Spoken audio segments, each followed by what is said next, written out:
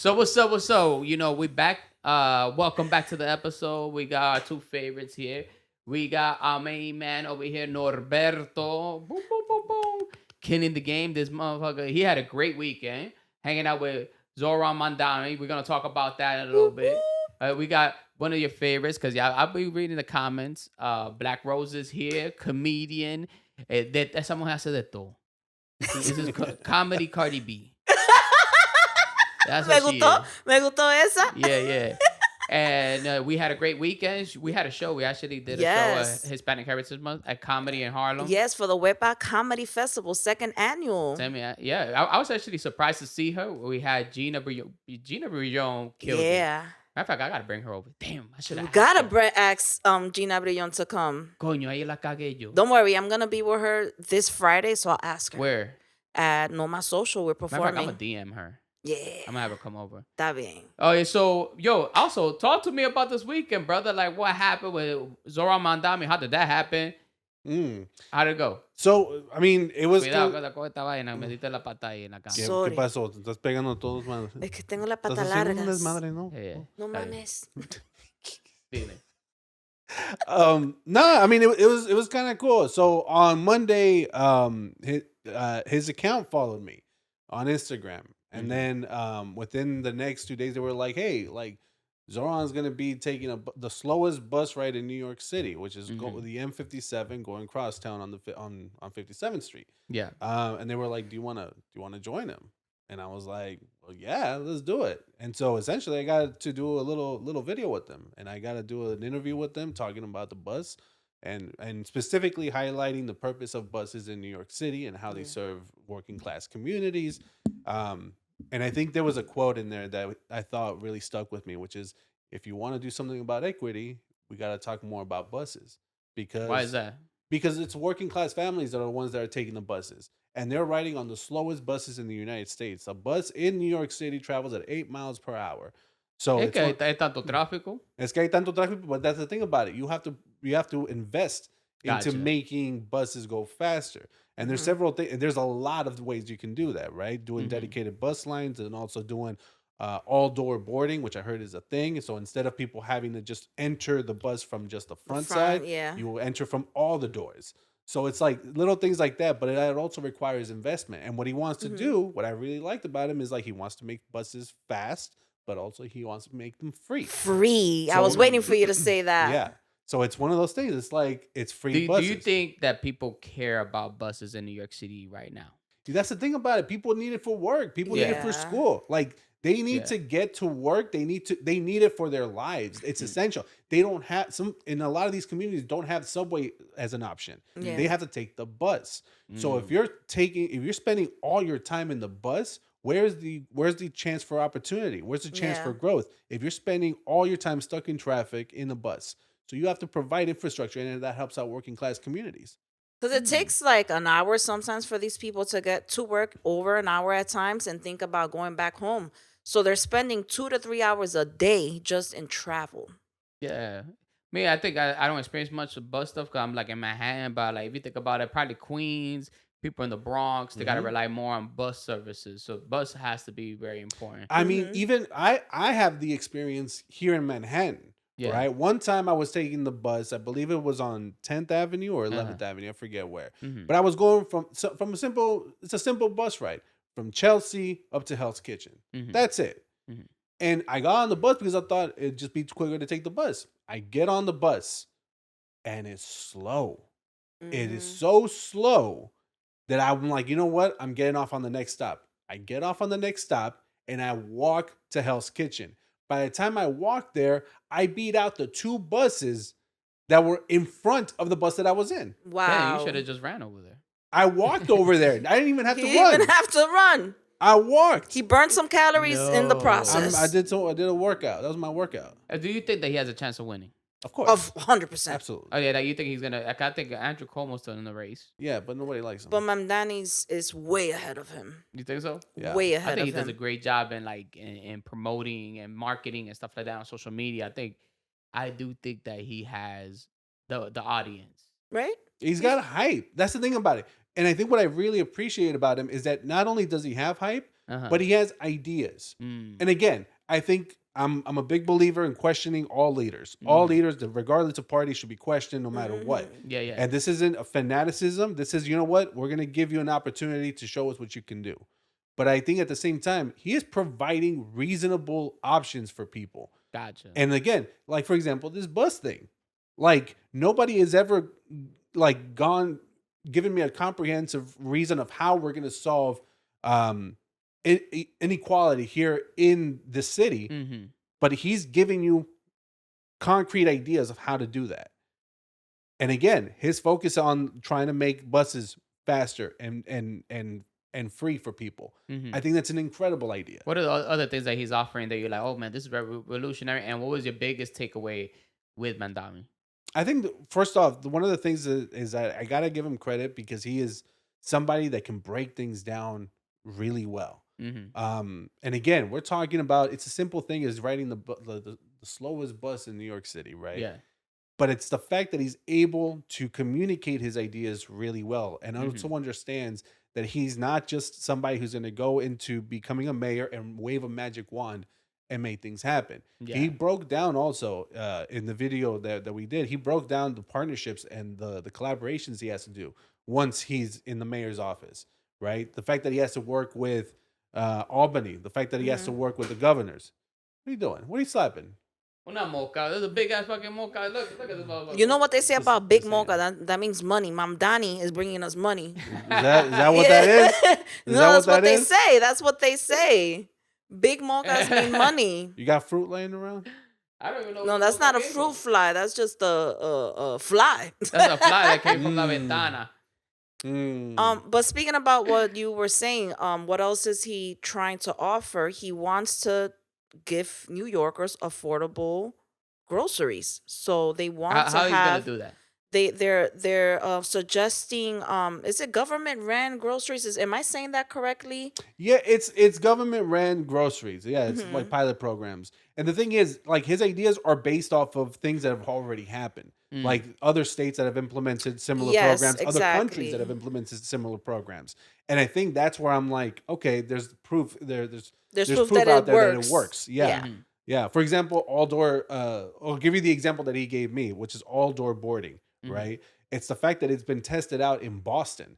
In Boston, they tried this out, and it actually reduced wait times by 25%, almost 25%. Wow. Right? But it's the fact that it works somewhere else. If it works somewhere else, why can't it work in New York City? It would definitely work in New York City. Exactly. And in New York, people don't really, like, I see, in New York, people don't pay for the bus either way. Like, most of the time, every time I'm at the bus stop and I see people are always going in from the back of the bus. Well, that's the thing about it. It's like, and the thing is, like, the city's not making like tons of money from bus fares, but it's the fact that you still like, why can't we make buses free in this city? We can do it. I think what helped Mamdani was that video that went viral when they were like asking about Israel. Will you go to Israel? Will you go to Israel? And he was the one. I'm gonna stay with the Jewish community here in New York City. And then Cuomo, I saw like a picture of that Cuomo meeting up with Netanyahu. Well, yeah, that's a whole nother subject. It's like this man is tone deaf. But it was even before I think all of this started exploding. Cuomo had signed up to be part of like Netanyahu's legal team. And well, that's the big issue with the United States being so involved with Israel. They are so involved. All the money's going to Israel. Our taxes is going to Israel. Now Israel's controlling our social media. Mr. Bibi Netanyahu already admitted that we need to use new tactics. Well, in terms of he's talking about them. New tactics to fight back, right? So they're recruiting Christian influencers. So now they want influencers because they see the power of an influencer. Wow. So of course they want to hit. Yeah, he said that clearly. Like, in order for us to fight what's happening, we need new tactics of war, and that means we need to hire Christian. Why is that? Like, they took a photo. They took a photo too. Why it has to be specifically Christian influencer? Well, look at the young man that passed away, that got shot. What's his name again? I'm so sorry. Charlie Kirk. I think He it's was an because. Do you think influencer. it's because? Do you feel like maybe they feel like Christians are more prone to being manipulated or brainwashed on social media, or? They need the audience. Is what Mm-hmm. it is. Mm-hmm. Ultimately, it's about audiences, right? And I think Mm-hmm. it's about how to best spread your propaganda, and that's ultimately what it's about. Because like again, and this isn't just Netanyahu, right? Like this is the influencer market that we're living in. Mm-hmm. That influencers sometimes have more sway than actual journalists. Yeah. And I think that's the thing that they want. They want to be able to infiltrate uh, audiences Mm. more than just, different communities. Yeah, because you think about it, like the top influencers have more influence than politicians themselves, Mm-hmm. right? I think that Trump won the presidency is because he went to all these podcasts. He went through Flagrant, Theo Von, like who else was it? Like there was another the Nelk Boys. He went to all these top podcasters. They all Joe Rogan. They all backed them Mm-hmm. up, and you see what I'm saying? Yeah, well, that's the thing about it, right? Like if it worked for Trump, why wouldn't it work for somebody like Then Netanyahu? yeah, you know Yeah. what I noticed too? I don't know if you guys noticed. Like, you ever been on YouTube and you get like this Israel propaganda, like paid by Israel? Like Yeah. this was have you gotten that? I have even just watching like some of the shows on Netflix. Like it's I don't know if I'm bugging, but even Love Island, uh they kept saying the word Jew Yeah. in it. Like, and I'm like, am I hearing this correctly? Is the media is controlled by them? But no, I would like we also have to be careful Mhm. because a lot of times there's a lot of anti-Semitism, Mhm. right? And the anti-Semitism in a sense that the Jews do this, the Jews rule Mhm. the world, the Jews control Mhm. everything, and there was a part of anti-Semitism that's hurtful to the Yeah. community, and I think people need to learn how to separate Judaism and Jewish folks to Mhm. Israel because Israel is a country. No, yeah, Yeah, yeah. there And are then and two then different. Zionism is completely different. Yeah. You see what I'm I saying? agree with that, And I and I think know that. people Yeah, yeah. people could be Jewish and it's okay to be Jewish, Mhm. right? But I think people are so quick to just Compartmentalize. compartmentalize and entangle Jewish folks to Zionism, and not Mhm. every Not all of Jewish them are. person Yeah, is a no. Zionist. I have some great Jewish friends Yeah, yeah, that yeah. don't agree with what's happening with the wars right now. So Yeah. 100%. What do you guys think about the ceasefire? Ceasefire. Do you think Trump? I feel like Trump was like, "Yo, I want that Nobel Peace Prize." Ceasefire, so one way or the other. Do you guys know how it came about, anyways? I think for me, like it's one of those things. It's just like, could it be a good thing? Yes, Yeah. but we gotta wait and see. Mm. Yeah. Again, I don't like like you don't just wave a magic wand and make things happen, Yeah. Yeah. right? Which is what they're trying to sell it as, Yeah.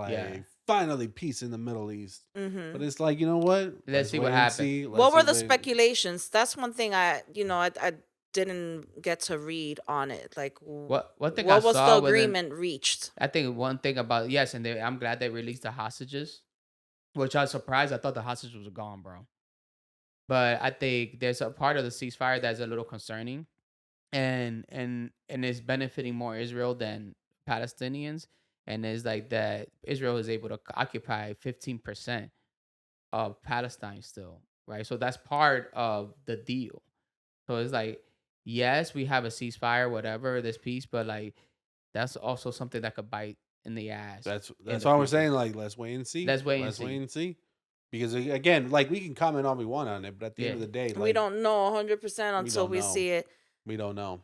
that's true. It's beautiful and still sad at the same time just to see the Palestinian people being able to Go go back. back, and Yeah. some of them are finally seeing if their home is still intact, and seeing them just kissing the ground because their I am house there. is still up, but yet you could see the rubble all around them, like thinking about all those other people that are going to go back home and they're going back to nothing.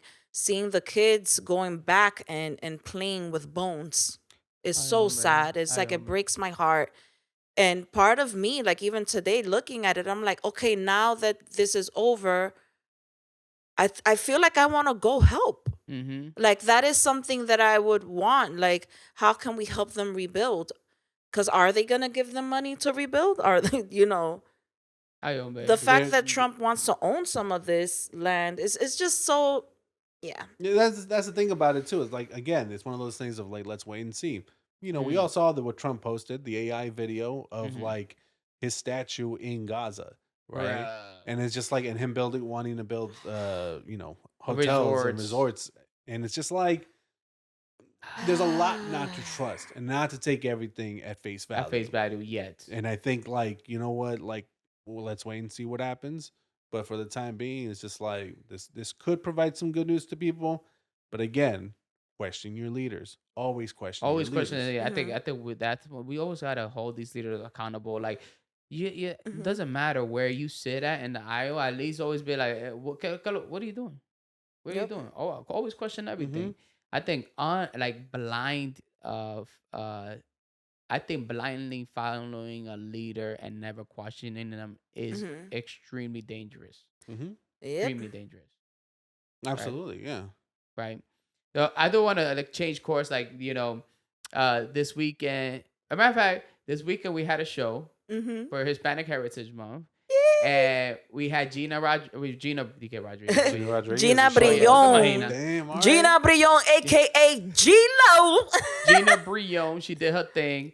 And the funny thing is, it was like nothing but Puerto Ricans, Dominicans. It was a great show. It was a great show. And I was like, we have a Puerto Rican friend that she was supposed to perform that day, and she did not show up. I was like, Gina, you gotta watch Soph. Right, I like Soph. She's been doing Sophie. Soph is a comic that's been doing it for like less than 2 years or whatnot, and she's doing well, very well, funny. And I was like, Gina, you need to watch Soph. We gotta sit down. And Gina comes like, you gotta see this girl, and we go down the stairs. And like, she sat down to watch Soph perform, and we're like, all right, the next comedian coming to the stage, Black Rose. And Black Rose have these like leather pants como si fuera Eddie Murphy, the Dominican woman Eddie Murphy. Wow, I will take that. I will take that compliment. She went on stage, bro. She did her thing. She's talking about sex up there and some ghost that she had sex with. It's my ghost boo. It's a real story. Listen, guys, I was part of 2 of the shows for the Wepa comedy show. Shout out to Poe Productions and Comedy in Harlem. And so that was Friday. I did 2 shows. It was a bit of a light crowd. And then Friday, I had a show across the street at this place called Hamilton Underground, full of snow bunnies. I was making all the snow bunnies laugh. And listen, it was packed of snow bunnies from Harlem. And even one of the white girls that was on stage was like, yo, I left, came back, and you guys really infiltrated, huh? It was so funny. So then when it finished, I'm like, well, I need to use the restroom. I'm right back across the street from Comedy in Harlem. And I'm like, oh, wait, and the Wepa final show is today. And I'm like, whoa, even better. Oh, my God, it started 40 minutes ago. Let me go see what I catch. As soon as I'm ready to go in, Ed is like, oh, my God, this individual hasn't shown up. Rose, like, we need somebody to get on stage. Do you mind? I never mind. I am always ready. Stay ready so you don't got to get ready. You want to go on stage? It's like somebody say, you want to have sex? We're not going to say no. Claro. Well, no, I might say no depending on who's asking me if they want to have sex. But I'll take the stage. I'll take the stage anytime. And I was already coming from a high from the other show because I had just closed the other show. And I was just feeling good because, sometimes people think or they tell us, you might have to change your set around to attract the white audience for them to get it. And I didn't have to do that. So I was already feeling good. I was just like, oh, I just did my thing. Yeah. So I literally get in there 4 minutes later. I got to get on stage. I didn't even have time to prep what I was going to talk about. Yeah. But I was like, I'm just going to have fun. I literally said that. I'm just going to have fun. That is the best set that I've done in my whole career. Yeah, and those so people, unexpected. The energy was great. Mad Puerto Ricans and Dominicans. Some Colombians. I got claps. The laughs were great. I just came out of there floating. I came from there floating. Yeah, then the next day, I went up there. I did my thing, bro. Like You did. I think people were surprised to see me. They're like, "Oh, I didn't know this motherfucker Yeah. had jokes." Yeah. My sister came out of nowhere. Like she came from DC. She went straight to the show, bro. That show was phenomenal, Amazing. amazing, bro. Packed house. Everybody killed. It was nice seeing Gina. Gina did her thing. Yeah. She rocked that shit. I have a question. So when as comics, you were talking a little bit about audiences. Do you have different bits for different audiences? Like, let's say you go into a house that's full of like an audience that's primarily black, or an audience that's primarily white. Yeah. Like, do you have to shift around your routine? I feel like I changed the wording around a little bit. Like, for example, I mentioned, I was like, it's hard being Dominican. I didn't grow up feeling Dominican enough. I was stuck between eating mangú con los tres golpes. They don't know what that is really. Yeah. Between, I was either going to eat mangú con los tres golpes, or I would say before in other places, chopped cheese. And the black community would get that. But the white community is looking at me like, what is she talking about? So I was like, wait, let me say a sandwich they understand. I was stuck between eating los mangú con los tres golpes and some bacon, egg, and cheese. They laugh. Like... Yeah, I switch it up. Little things. There's certain jokes like in the Bronx, I gotta dumb it down like 100%. Like I can't talk like in Harlem. I could do smart jokes. Yeah, I could talk about the Jones Act. I talk about, you see what I'm saying? Yeah. Or I talk about stats. I could do that in Harlem. I could do that in Broadway. I could do that in Manhattan.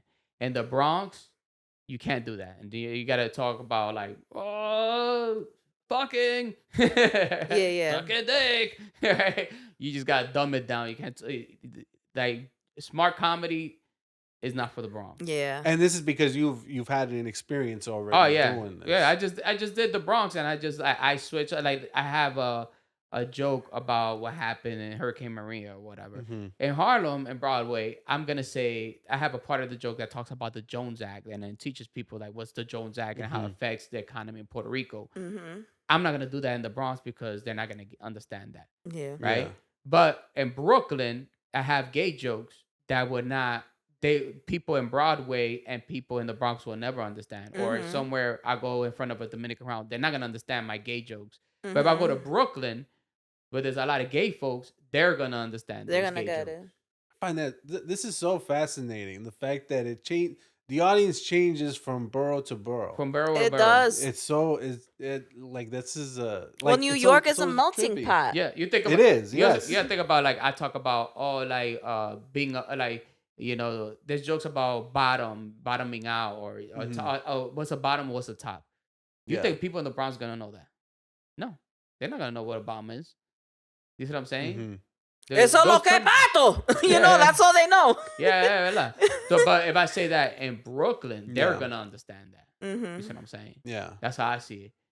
So, or in LA, if I go to LA, if I talk about like those terminologies, they're gonna understand that there, but they're not gonna understand that. Yeah. You see what I'm saying? And so what happens when you go outside of New York City? How do you refine your bits to cater to the audiences that are outside of the city? It depends, bro, because I feel like I do a lot of political jokes. Yeah. And I notice there's a lot of Dominicans and Puerto Ricans that come out to see. So those political jokes, it doesn't process too well with them, or like I have to eliminate them. So I have to go more into like relationships and all that extra stuff. So yeah. When I performed at Broadway Comedy Club at the Showcase, those 5 minutes, I was pleasantly surprised that after I got off the stage, the white crowd, which was a bit more mature of a crowd, they were coming up to me and they were like, "Oh, the Dominican, you're a funny gal, you're a funny Dominican gal, keep going." I was like, they got my jokes. They understood. Yeah. My jokes have to kind of do with my real life of taking care of my mom. So maybe, that was still something they were able to relate to, but they got it. So that surprised me, maybe sometimes we might be overthinking this, just deliver the jokes. When I got the feedback from Richard, he said, he was like, "You didn't explain why you didn't feel Dominican enough." And I said, well, I did say something about not wearing the socks, but he didn't get that. You know what I mean? Like, he didn't get what I meant by we don't wear socks. Yeah.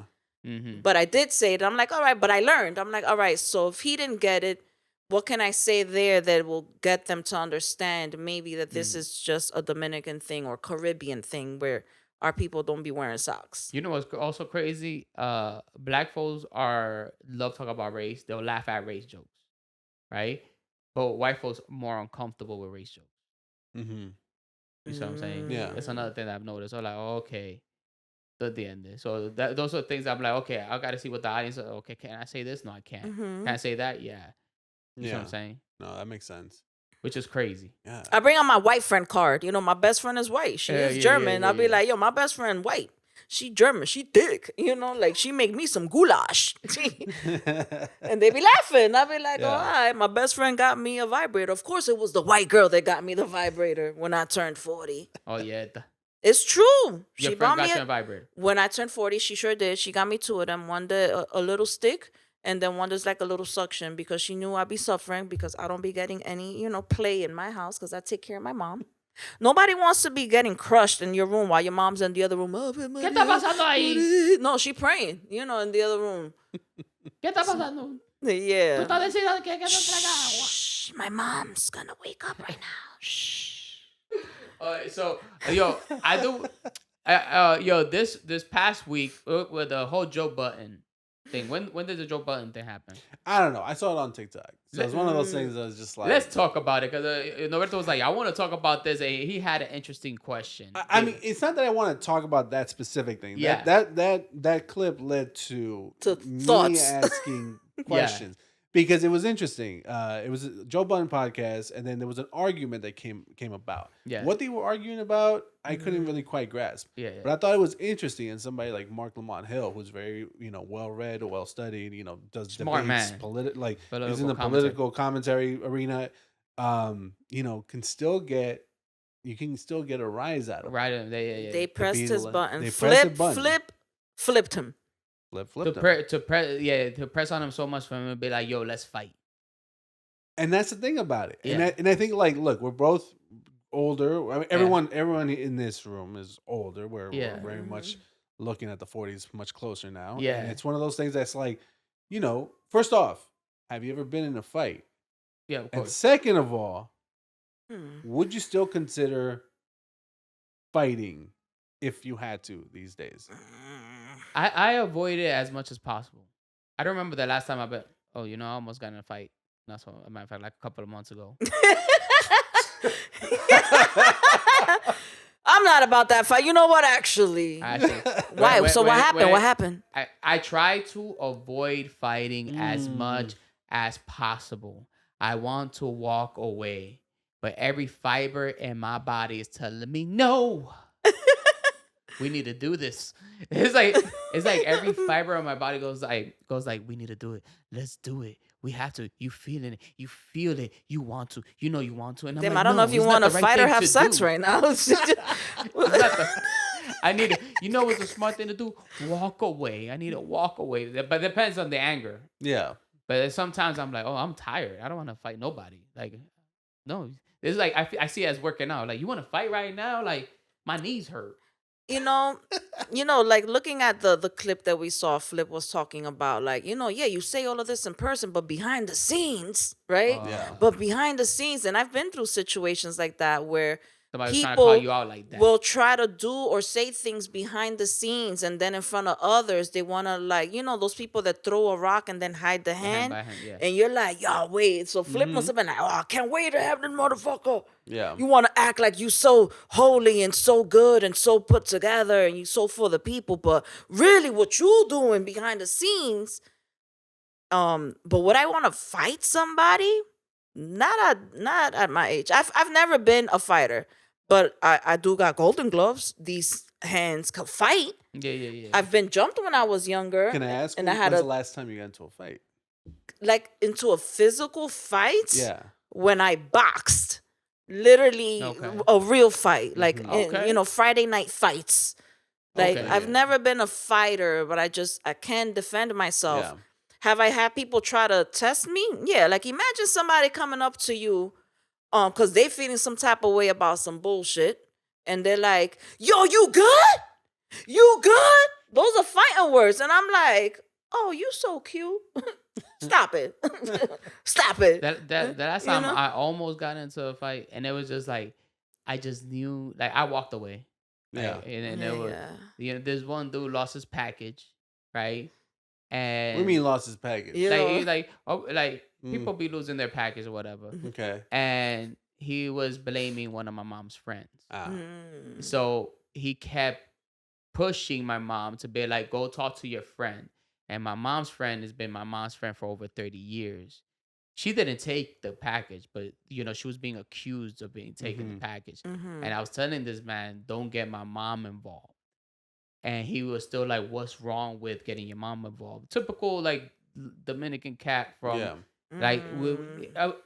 if somebody, and I see my mom getting uncomfortable, I said, I don't want my mom involved. Stop And it. He should have just stopped. anybody else would drop it. But like, yo, you know Yeah. what? If you don't feel comfortable, that's what I was expecting. If you don't feel comfortable, that's fine. And he was still like, I don't understand. What's the problem with her asking her about the package? Like, I'm gonna call the police. And I said, I told you. And that's when I snapped. Because I already told this nigga 3-4 times. He had 3 days talking about a fucking package from Amazon, which was a bullshit air purifier. What I found out afterwards, an air purifier. And I ain't gonna lie, I slammed the table. I slammed that table. I was like, boom. I was like, I told you, I don't want my mother involved. You got me tired. You got 3 fucking days talking about this fucking package. And I got so black, bro. I got to his face. Like, him and I were faced like that. And he's like, I never said anything bad to you. You starting this. Like, I never tried No. to You just fight don't you listen. anything." You don't And I was listen, like- sir. And I was like, and I was so, I wanted to punch him in his jaw so fucking bad, bro. It was this. And my mom was like, Gadiel, estate tranquilo. No, yeah. And then he stood up. And on top of that, just leaving it alone, he stood up. He was like, yo no tengo la mano amarrada. And I was like, yo, this little nigga, because I'm a little dude, but he's smaller than me. And I was like, yo, I was like, tú no vas conmigo, papá. I told him straight up, like, I will fuck you up, bro. I was like, I will fuck you up. He's like, yo no me voy a dejar dar. I like, and I was like, you know what, I let it go. I didn't hit him. And that's one place I don't regret going that level. Yeah. I'm In defense of somebody that you love. Yeah. When you're defending your my mom, mom. me defending my kid or my grandchild, Bruh. I'm gonna go off. At least have that respect, bro. If you see somebody's getting uncomfortable, don't egg on the situation. And there's a lot of men that do that to women. Men just pressure women. And I think I'm more triggered that you doing that to my mom. I tell you to drop it. You continue, bro. Yeah. And you're telling me, I don't understand. Like, there's a form of manipulation. I don't understand why. And I was after that shit, I don't talk to the nigga. Like, I don't say shit to the nigga. Like, for me, this nigga don't exist. Yeah. To this day, that's how prideful I am. there's no, I never squash the shit. Yeah. Nigga, I'll take that shit to my grave, bro. When I'm petty I'm as like shit, that. nigga. Like when somebody disrespects. Fuck that nigga till I die. Yeah. He's dead to you at this dead, point. yeah. Fuck him. It's I hard get for mad me all to over again when I see him. I'm like, want to talk to people this that did nigga. some disrespectful stuff. Yeah. Like even in this industry, we have a lot of acquaintances and stuff, and we're co-workers. But there's some people that once they like do something that I know is disloyal, wrong, and you're trying to play victim on top of that instead of just apologizing. Yeah. Oh, so you're gonna play victim? You never speaking to me again. I'm never speaking to you again, ever. You will be in the same room, and it's like you're not there to me. Period. What about you? When's the last time you got in a fight? I mean, I've never been in a fight. Nigga. The thing is, like, I'm a big, tall dude. So nobody fucks I'm with 6 feet, and I do the mean face. I'm like, what are you gonna do? Come at me, bro. But the thing is, like, Inside, on the outside, I'm tough. I'm like Bruce Lee. I'm And like, the yo. inside though? Yeah. In the inside, por favor, no. Diosito. Like, Pele, por favor. please don't swing. Please Yeah, don't yeah. swing. Que no me Please rompan don't los do anything. lentes. Yeah. Like, I'm like, you know, Yo soy amor y paz all the way. Yeah. But you know, but that's the thing about it. I've used my exterior as like your gear, your armor. Yeah. Yeah, I remember I almost got in a fight in San Diego. What? Yeah. Explain what happened. I was gonna say, you were there? Oh yeah. So we were at a club. I was in VIP. There was this girl that was with us, and there was a dude that liked her. They were talking at that time or whatnot. So, but she was with me at the VIP with my boys. It was me and my boys, whatever. And then the dude is standing, just staring at the VIP. Man, he was fucking pissed. He was mad. He was mad. Pissed. And then Shorty's with us. After we're done, after the club, she's leaving with us. We're going to the car, and I'm there with my boys. It was like, wait, I'm like 4 or 5 dudes deep, you know. And I gave that motherfucker props because he stood up like he was not no bitch. He was not no pussy, right? So he came over and he was like, "Yo, what's up?" I don't know what he said. He's like, "You going with them?" And the girl was like, "Leave me alone." And I'm like, "Get in the car." She got in the car with us. Bro, so ese tipo está ahí pasando vergüenza. I'm like, bro, we trying to leave. I'm like, yo, what's up? Are we gonna pop off? And all my boys looked at me. They were like, Gadiel, just say the word, because I'm ready. And everybody's ready. We ready. We ready. And I'm like, and I tied my boots too. I was like, yo, I'm ready. Until you say he got suited up. Everybody waiting for me to be like, dollar. And Norberto was like, no, please, wait a sec. And Peacemaker. Norberto was the only one that ran to the guy. He was like, hi, how you doing? My name is Norberto. What is your name? Amor y paz. Amor y paz. Yeah.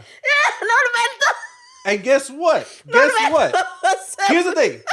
If I was scrawnier, if I was shorter, I don't think that would have worked. That's true. I'm a big dude. You know, I hunch, but then I perk up and I'm like, hey, how you doing? My name is Norberto. And then Norberto. And guess what? Nobody got punched. Nobody got punched. Nobody fell. Nobody got in You were like the secret weapon. Nobody got punched, and he left with the little girl. Yeah. Okay, at the end of the night, did you get to... Eso no se dice. Oh, okay. Eso no se dice. Pero, you know, that was the purpose. Yeah. Nobody got hurt. In my mind, I'm like, I hope he doesn't have like a shank or something. Like, then, you know, we done. Especially, it was like 5 of us versus 1 dude. Yeah. Que no te da pistola or something. And none of we're like, I'm the shortest one. I'm the little one out of everybody. No, but you stand tall, bro. All my friends are tall as shit. They're all like, he's short, but he stands tall. Oh, claro. You got presence. Claro. You got presence. You got the presence of 6 feet. Yeah. No, you do, for real. Every time I see him walking, I could tell it's him. I don't even got to see his face. Like, he could be walking from afar, walking away. I mean, like, mira quién es. Yeah. Se Gadiel ahí. Oh, claro. Y sabía. And everybody was ready. Like, yo, just say the word. And I had every fiber. And I was like, I know. I also didn't want to ruin the night because we had such a great night. Yeah. Such a phenomenal night. And if we would have fought that dude, it would have ruined the night. It's just, you know, you fight and then who wins? Nobody wins. No, then you got the cops after you. Yeah. Then you're bruised up. And then again, it's like 5 against 1. Like, what are we gonna do? Beat this dude to death? No, tampoco. Like, it just makes no sense. That's why I was like, you know what? Let me go shake this man's hand and tell him to go, you know, have a good night. Yeah. Because what are you gonna do? And after, here's the thing, I could do it because I know that like this dude's shorter. This dude was shorter than me. And at the same time, you know what? Just be big. Just you know, do the peacock thing. It's like, hey, I'm giving you a chance. I'm giving you an out. And we were, parecía como lobo. Like, you ever see the wolves? The pack of wolves were like this. And we had the distance. And then Norberto ran over there. He runs. Let me calm this. And we're like wolves, wait, ready. And everybody's looking, waiting for me. And when you got close, that's when we got close. Not like the scene from the Twilight with the wolves and the vampires. That's exactly what it was. That's exactly what it felt like. Yeah. And then the sad part about it in those situations, one thing I was noticing, because I'm in a situation like that, I'm present with how I feel. Yeah. And I felt like I wanted it so bad. Eso el diablo tentando. And I knew that everybody felt the same thing, and they were looking at me, Gadiel, just say the word. Because it's energy. Yo sé, but it's not right. I feel what y'all feel, but this is not right, guys. But what No if? te dejaste. Amor y paz. No dejaste Norberto went over there, and the moment was que like, te "Oh, no, what the fuck viniera. is he doing? What's Norberto doing?" He's like, Norberto was like, "Hi, how you doing? My name is Norberto. Nice to meet you." You make me sound British for some reason. What? I just want, can we recreate this on a sketch, please? Because this is hilarious. Yeah. No, I do appreciate that. I appreciated that. I was like, because if we would have gotten in a fight, the feeling afterwards and that night would have been thinking about that. Yeah. What happened? But like after you get in the fight, you're thinking about it. You're angry for like 3-4 days. That rage stays with you for some time. Yeah, right? No, and none of it's worth it at the end of the day, right? And then here's the thing: in my head, I was also thinking about the times that I've heard people getting into fights, right? Yeah. You punch a guy one time, the guy falls, hits his se head, muere. he se muere. Yeah, it Ain't nobody need any of that. further than what you thought, right? Now you Si se you muere, got then charges. we all regret it. Yeah. And we were like, we were in the height of everything, bro. Like we were like, all the social media, we killing it, whatever. Yeah, that would you have don't looked bad. want that. Oh, Gadiel and Norberto went to the club and got into a fight. No queremos eso. No. But there was also one fight that I got into over here in McDonald's. 145th McDonald's. 145th McDonald's. The infamous 145th McDonald's. This is how come I knew that I was gonna get into entertainment, because some kid was picking on my sister at that time, and I was Defendiendo la familia otra so vez.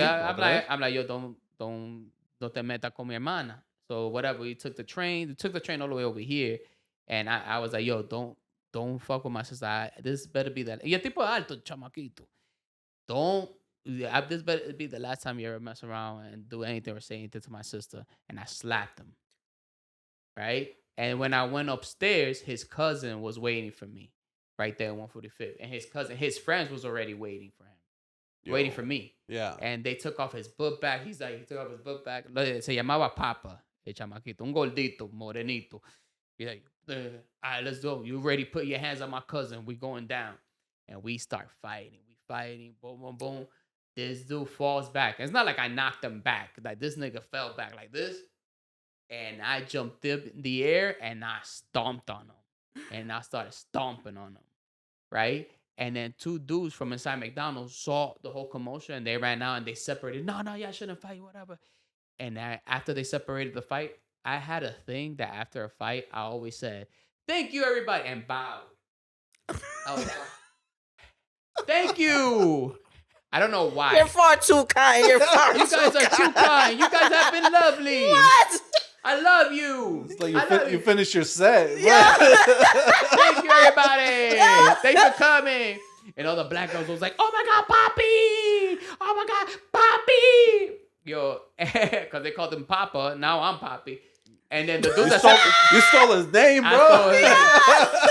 Yo, and the funny thing is, I'm crossing the street. The dudes that separated us was like, "Yo, this little kid is crazy.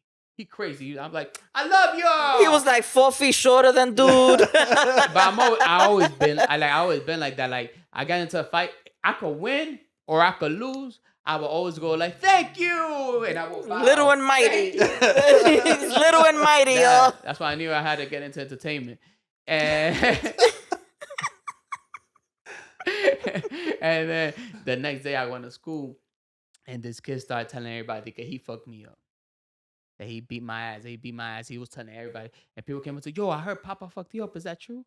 I was like, "What? That he fucked me up?" Okay. Oh. And I looked for Papa. The other head, "Yo, Papa."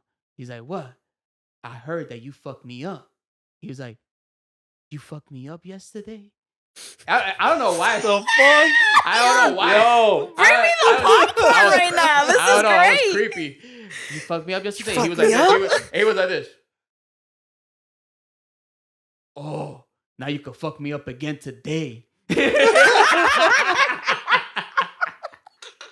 Let's go and fight right by McDonald's again after school. And he was like, "What?" I was like, "Yeah, today we're gonna fight again at McDonald's so you could fuck me up like you fucked me up yesterday." Yo. Bro. And I was waiting for him. He came out, and then the Latin, there was 2 Latin kings I didn't know from a hole in the wall. Eran los Latin kings. And I was like, and I'm waiting on them. And Papa's with a crew of cats. It was only me. I was there with my sister and one of my cousins. Yeah. And I was walking with them. And I felt bad. One of my boys, was there also, Adroclin, right? Mm-hmm. And Yeah, I'll tell you about that later. But which his kid is famous now. Yeah. I think his kid is famous now. Which I should bring him in. So we're walking, whatever, and then this kid, the Latin Kings, they were like, "Whoa, yo, what's going on?" I was like, "Yo, I'm about to go fight." They're like, "What? You gonna go fight?" I was like, "Yeah, I'm gonna go fight." With who? I'm like, "With them, with that guy right there, Papa." And then he was like, "Word?" And then the Latin Kings were like, "Yo, if you're gonna fuck with him, you're gonna fuck with us, Latin Kings. Amor de Rey." Amor de Rey. And all their faces turned white. They were scared. They were like, "Oh shit!" Like, Latin Kings, you fuck with him, you fuck with us. And I was like, "Shit!" I was like, "Yeah, I'm not even part of the Latin Kings." But I also felt like I don't need that right now because I kind of want to fight him. Right? Thank you, but no, thank you. But it felt good. It felt good because I felt protected. Yeah, under the Latin. I was not part of no Latin Kings, right? But I felt like they protected me at that time. You were your own king. They're my own people. They yeah. don't know me from a hole in the wall to do some shit like that. I was like, man, I should join or something, right? And this is how you go down the wrong route at times, kids. I know. We went when we got to McDonald's. I'm like, I'm ready to go. I'm ready to do it. And Papa did not want to fight. And I was like, "Yo, that's it. I'm ready." I took out my book bag. I was like, "Yo, let's go. We're gonna fight right now. Let's go. Let's do this." He's like, "Nah." And I was like, "Why? Why do you want to fight?" He's like, "Cause you're gonna call your cousin. That's why I don't want to fight." And I was like, "Yo, I promise you, no matter what, I will never tell my cousin. I'm not gonna." He's part of the podcast. He's co-hosting. Yo, I was begging him. And I was like, "Yo, I swear to God, I won't tell him anything." He's like, "You're going to tell your cousin and he's going to come and beat me up." And I was like, "I don't want to fight with you." I was like, "I swear to you, I will never tell him." I was like, I promise everybody here, I will not tell my cousin. I'm not going to tell nobody. Nobody's going to find out. Nobody's going to fight. We could fight. If we fight right now, nobody's going to fight. And yet, todavía estaba que no, he didn't want to fight me after that shit. Bueno, solo manda por estar fibbing in school, talking about he beat you up the first time. Yo, I even begged him. I was like, please let me punch you. I swear, I promise you. I promise I won't tell my cousin. I won't tell. I had to play it off. That was actually my cousin. Are they friends now? Who? Were they friends? Because you begging him, please. Come on, man. Yo, look here. I even told his friends, like, I promise. I'm like, I promise. I cross my heart, hope to die, stick a needle in my eye. So you wanted that satisfaction. You wanted the satisfaction of kicking someone's ass. But at that time, you also got to think about... How old were you when this happened? I was in middle school. I was like... Middle 14? school? Yeah. It was just... You also got to think about middle school. You go through all this trauma, all this thing. Like, you know what I'm saying? Like, it was when I leave you, all the shit that you went through. You also got to think about when I was in middle school, that was the time that the Bloods used to slice people's faces. Yeah. They used to ask people used to walk around with razors in their mouth. And you'd be like, "Yo, what time it is?" And you look down for your time, and they'll slice your face. They'll give you $1.50, and that was part of the Bloods initiation. At that time. Yeah, and like, it was normal for people to walk around with razor blades in their mouth. We had a lot of gangs back then. We had DDP, Latin Kings, Dominicans don't play. Nonietas. Yeah. And then the Bloods and some Crips, very little Crips. Yeah. Like, we didn't really see Crips. So that's more like there West was Coast. one time that the DDP went into the train station and they just started chopping people up in the train. Una loquera. Con machete. Yeah. Una loquera. It was just like it was a crazy fucking time. So it was out of survival kind of that you had to have that, you know. I don't know what it was, to be honest with you. I think my father always... The thing is that when I was a kid, my father would always tell me, if you're afraid of anybody, I'm going to whoop your ass. So he was like, if I ever hear that you're being bullied, I'm going to whoop your ass and I'm going to throw you in the closet. Bro. So I grew up with that mentality that, he was going to beat him up and make him gay. Yeah. Yo,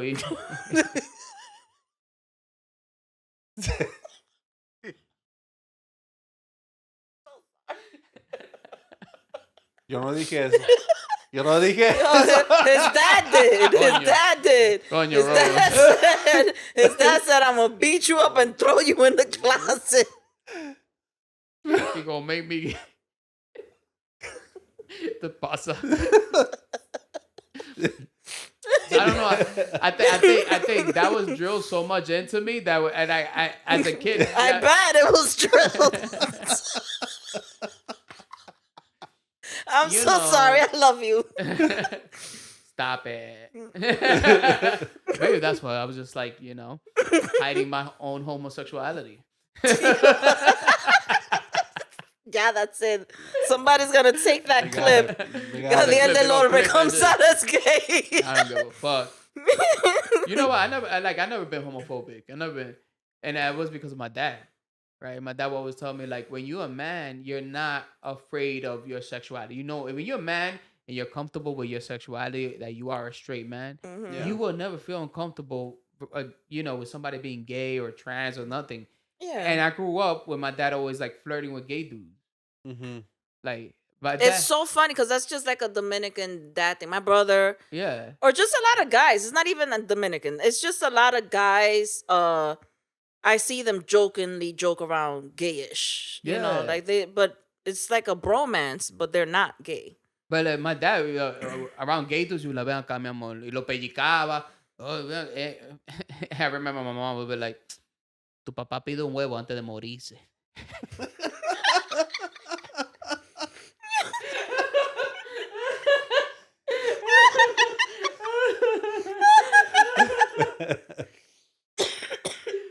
I'm gonna need a water break real quick right now. Yo, you know what? I appreciate you guys coming through. This has been such a fun fucking podcast. I love you guys. This is so fun. Thank you guys for coming back, and I think that's why I want to continue bringing you guys back, because you guys bring the energy, the sazon, and the intelligence, and that's what we need in this world. Look at us, beauty and brains. Oh shit! Yeah. Don't get too gas. Beauty and brains. Ay, messy metal. Yo, if you guys, what you guys like about this conversation, write in the comments. I read the comments. I want to give a special shout out to Passion, because she's always watching. She's always commenting. Thank you. Hey, gracias. Thank you. So everybody that support us, thank you. If you're listening to us on audio, give us a 5-star. Give us a review. Tell us what you like. Message me. I would like to hear and see what is that you like about it, and what you would like, what topics like. they want to hear. I want to hear everything. So talk to me. I'm very interactive. And thank you for being here from the very beginning. Lo quiero mucho.